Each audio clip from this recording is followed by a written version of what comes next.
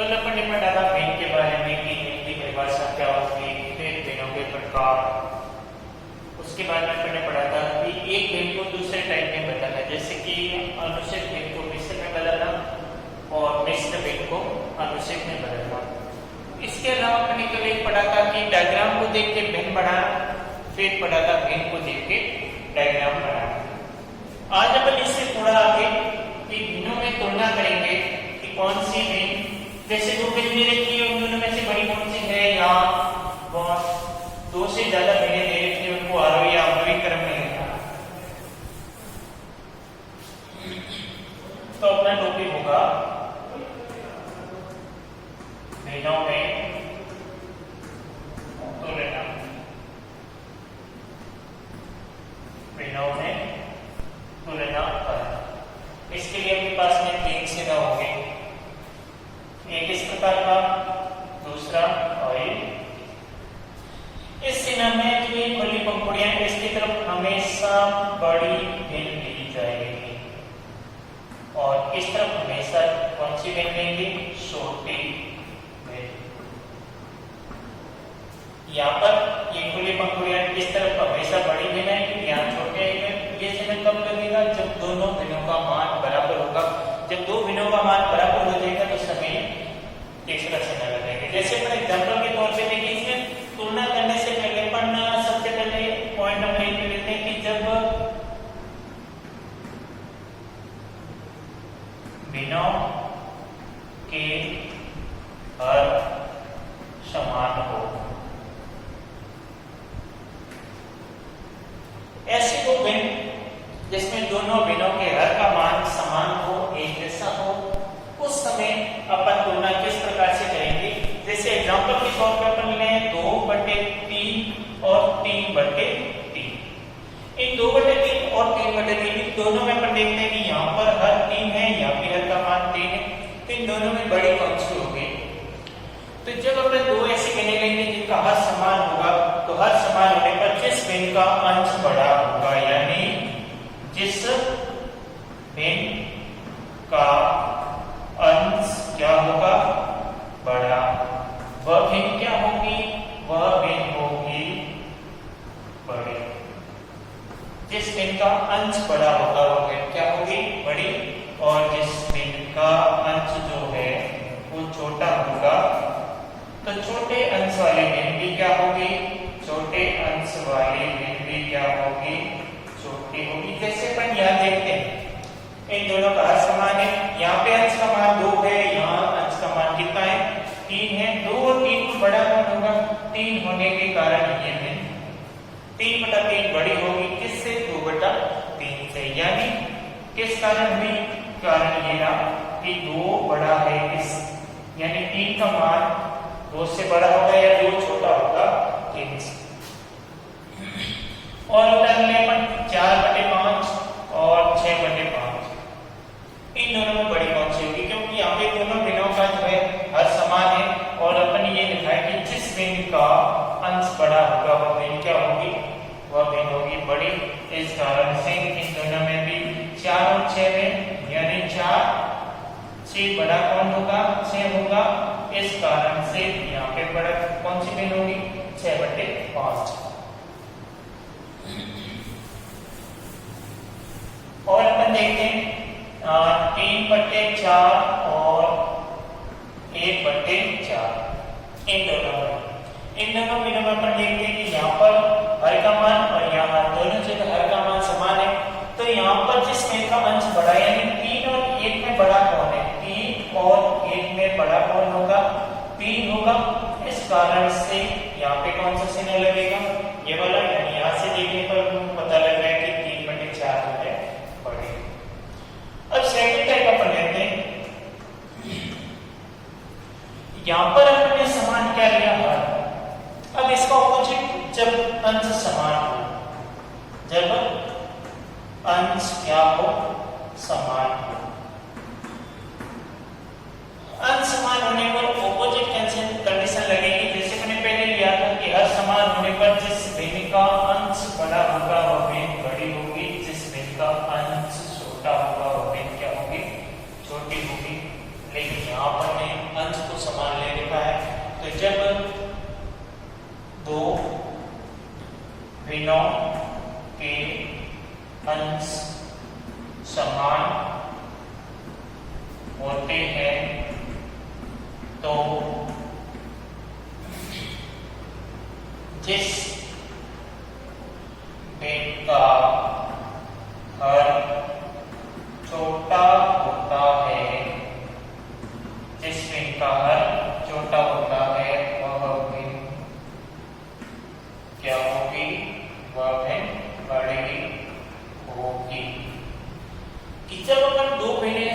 जिसमें अंश का मान समान हो, अंश एक जैसा हो दोनों के अंदर, अंश दोनों का समान होना चाहिए। उस कंडीशन में जिस भिन्न का हर छोटा होगा वही भिन्न क्या होगी, बड़ी होगी।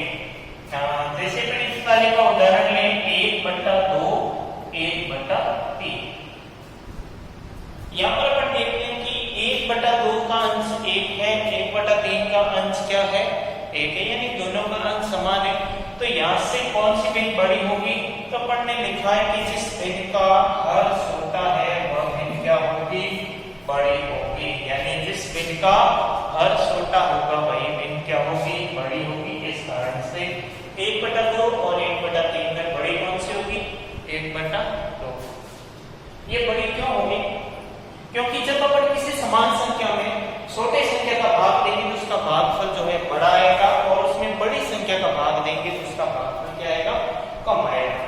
यानी कि जैसे अपन किसी भी संख्या में, जैसे तुम सपोज करेंगे 2 में अपन भाग दे 4 का, और फिर 2 में अपन भाग दे 5 का। 2 में 4 का भाग नहीं 4, या छोटे पर क्या लगाएंगे, या फिर अपन यहाँ 20 ले लेते हैं, यहाँ भी 20 ले लेते हैं। 4 का भाग 20 में कितनी बार जाएगा, 5 बार। 5 का भाग 20 में कितनी बार जाएगा, 4 बार। यानी इस फॉर्मूला 20 में अपन ने 4 का भाग दिया, और 20 में अपन ने इसका भाग दिया 5 का। ये बड़ी होने का कारण होगा कि 20 में अपन ने 4 का भाग दिया, तो इस वाले पूरे का मान क्या है, 5, और इस पूरे का मान क्या है, 4। अब देखो 4 और 5 में बड़ा कौन है, किसका मान बड़ा होगा, 5 का। यानी यहां से अपन देखते हैं कि किसका ये वाला अपने पास में आया, भागफल। ये वाला मान क्या है, भागफल। भागफल कैसे आया, तो भागफल अपन ने जो हर है उस हर का भाग किसमें दिया, अपन ने अंश में दिया। जब अपन ने इस दिए गए भिन्न के हर का भाग अंश में दिया तो अपन को क्या मिला, भागफल। और भागफल जिस वाले का बड़ा होगा वह भिन्न क्या होगी, वह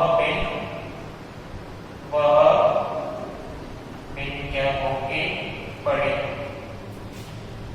जैसे अपन ने ये कि 2 भिन्न ली, दोनों का अंश क्या लिया, समान लिया। यहाँ भी अंश का मान 20 है, यहाँ भी अंश का मान 20 है। एक में 4 का भाग दिया, एक में 5 का भाग दिया। 4 और 5 में अपन देखते हैं कि 4 छोटी संख्या है, 5 बड़ी संख्या है। छोटी संख्या का भाग दिया तो अपने भागफल बड़ा मिला, और बड़ी संख्या का भाग दिया तो भागफल क्या मिला, छोटा मिला।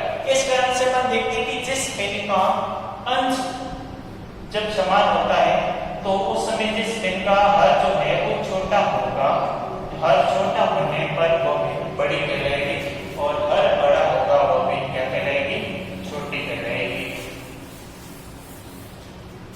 और उदाहरण लें अपन, जैसे 2/3 और 2/5, इन दोनों में बड़ी कौन है, दोनों मान समान है, 2/3 और 2/5। तो यहाँ पर अपन देखते हैं हर का मान 3 है, हर का मान 5 है, और अपन ने ये देखा था कि जिस भिन्न का हर छोटा होगा वह भिन्न बड़ी होगी। इस कारण से ये वाली भिन्न क्या आएगी, बड़ी आएगी। और अपन इसका उदाहरण लें तो अपन ने 4/5 और 4/3। 4/5 और 4/3 दोनों का अंश समान है और हर अलग अलग है। तो जब अंश समान होता है, हर अलग अलग होता है, उस समय जिस भिन्न का हर छोटा होगा वो भिन्न क्या होगी, बड़ी होगी। अब टाइप नंबर 3,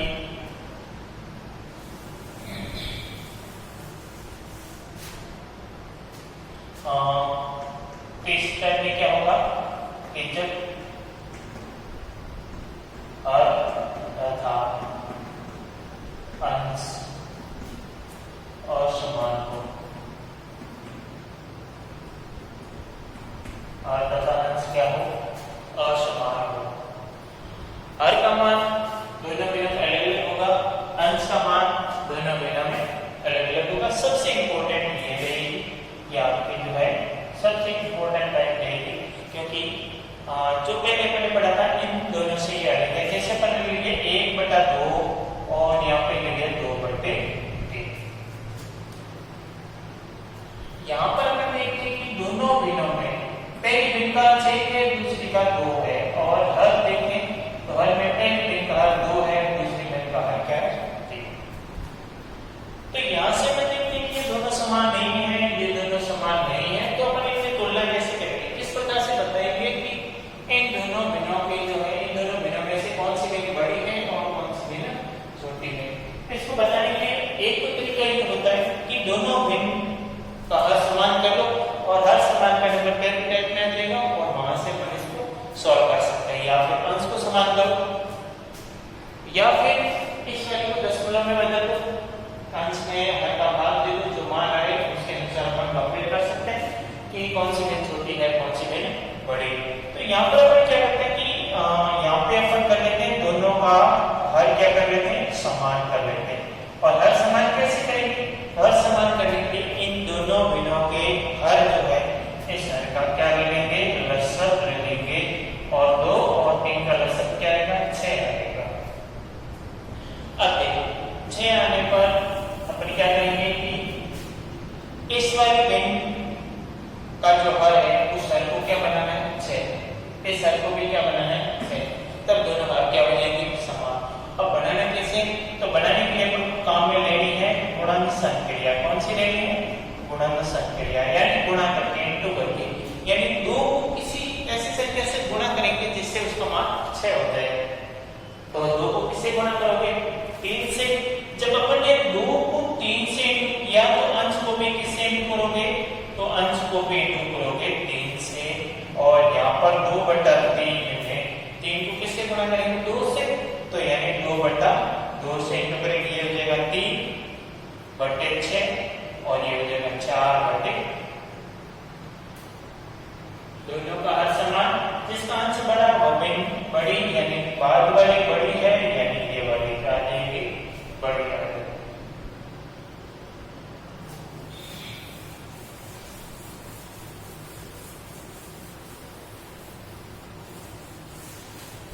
अब अपन एक और उदाहरण लेते हैं यहाँ से इसी भिन्न का। जैसे लेते हैं कि 2/3 और 3/4।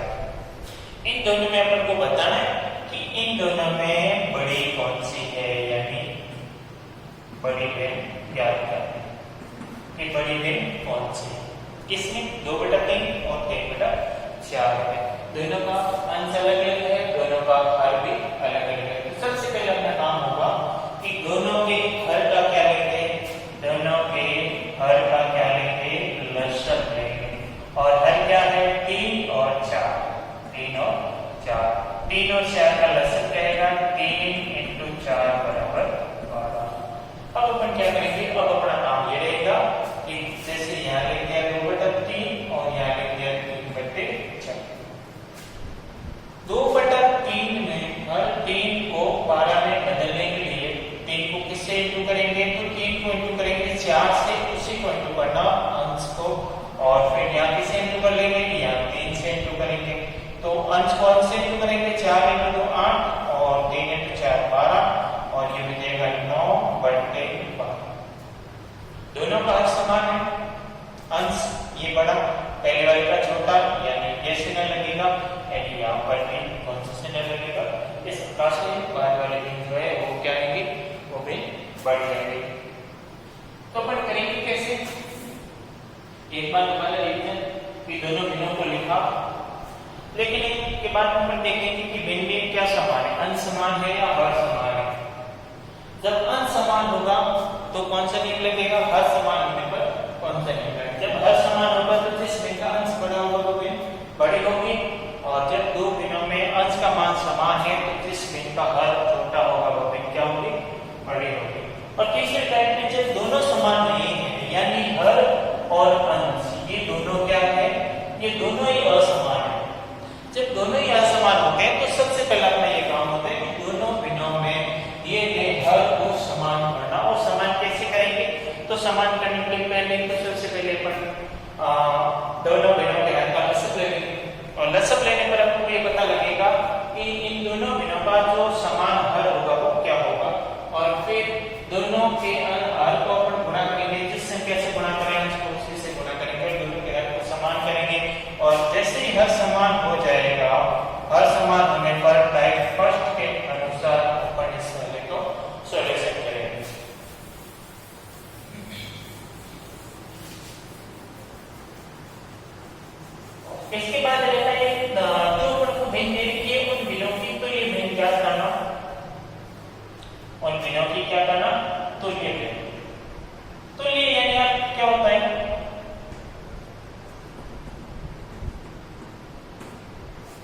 तुल्य का अर्थ होता है समान।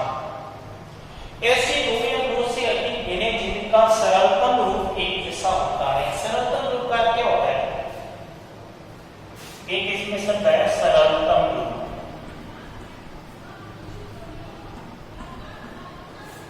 सरलतम रूप क्या होता है कि जो भिन्न देंगे उस भिन्न के अंश और हर में समान संख्या का भाग देना, और भाग देते जाएंगे तब तक देते जाएंगे जब तक इनमें जो है भाग देना बंद नहीं होगा, यानी अंश और हर का कोई उभयनिष्ठ गुणनखंड नहीं होगा, तब वो किसका कहलाता है? सरलतम रूप। तुल्य भिन्न के लिए अपन जो है ऐसी दो या दो से अधिक भिन्न जिनका सरलतम रूप एक जैसा होता है वो भिन्न स्थिति क्या करेगी? तुल्य भिन्न कहलाएगी। एग्जाम्पल के तौर पे अपन लेते हैं 2/3 कि 2/3 की 4 तुल्य भिन्न ज्ञात करो। तुल्य भिन्न ज्ञात करो। जैसे लिख दिया अपन ने 2/3 की प्रथम तुल्य भिन्न बराबर 2/3 तो लिख दिया। फिर अपन क्या करेंगे? तुल्य भिन्न ज्ञात करने के लिए अंश और हर को 2 से इंटू करेंगे, यानी यहाँ इंटू करेंगे 2/2 से, 2 × 2 4, 3 × 2 6। फिर इस वाले की 2/3 की द्वितीय तुल्य भिन्न बराबर क्या आएगा? 2/3। अब 2/2 की जगह किससे इंटू करेंगे? 3/3 से, 2 × 3 6, 3 × 3 9। फिर अगली एक तीसरी कैसे क्या करोगे? तो 2/3 को किससे इंटू करेंगे? 4/4 से, और क्या आ जाएगा? 4 × 8 और 4 × 12। अगली बात करनी है 2/3 की चौथी तुल्य भिन्न। चौथी क्या होगी? 2/3 को किससे इंटू करेंगे? 5/5 से, और 5 × 2 10 और 5 × 3 15। इस प्रकार से करने के लिए प्रोसेस आगे बढ़ता जाएगा, और ये कहां तक बढ़ेगा? तो ये कहां तक बढ़ेगा? अनंत तक बढ़ेगा। यानी ये संख्या 2 के बाद में 3 फिर 4 फिर 5, ये मान कहां तक जाएगा? जब अनंत तक जाएगा तब अपन ये बता सकते हैं कि किसी भी भिन्न की अनंत तुल्य भिन्न होती है। इस प्रकार से हम क्या कह सकते हैं? इस प्रकार से हम ये कह सकते हैं कि जो अपन दे रही भिन्न किसी भी भिन्न, चाहे किसी भी प्रकार की छोटी हो या बड़ी हो, किसी भी भिन्न की अनंत तुल्य भिन्न होती। कोई सी भी भिन्न लेके उस भिन्न की कितनी तुल्य भिन्न होती? अधिकतम उसकी जो तुल्य भिन्नों की संख्या है वो कितनी होगी? अनंत होगी। ये क्या होगी? ये उसका अधिकतम मान होगा।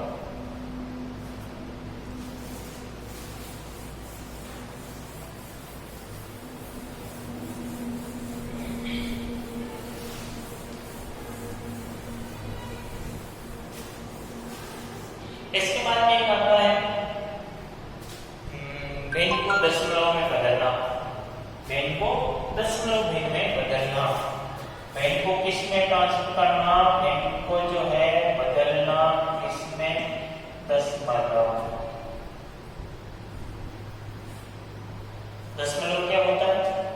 सभी जानते हैं, मैंने सभी ने पढ़ रखा है। जैसे अपन इसका एग्जाम्पल लेते हैं 4/5। इस भिन्न को दशमलव भिन्न में बदलने के लिए तो क्या करना होगा? सबसे पहले ये इस भिन्न का अंश 4 है, हर का मान 5 है, यानी 5 का भाग देना अंश में कितनी बार जाएगा? नहीं जा रहा है, तो नहीं। जैसे कि 4 में भाग देना 5, यहाँ पे 5 का भाग 4 में नहीं जा रहा है, तो यहाँ पे 0 लगाए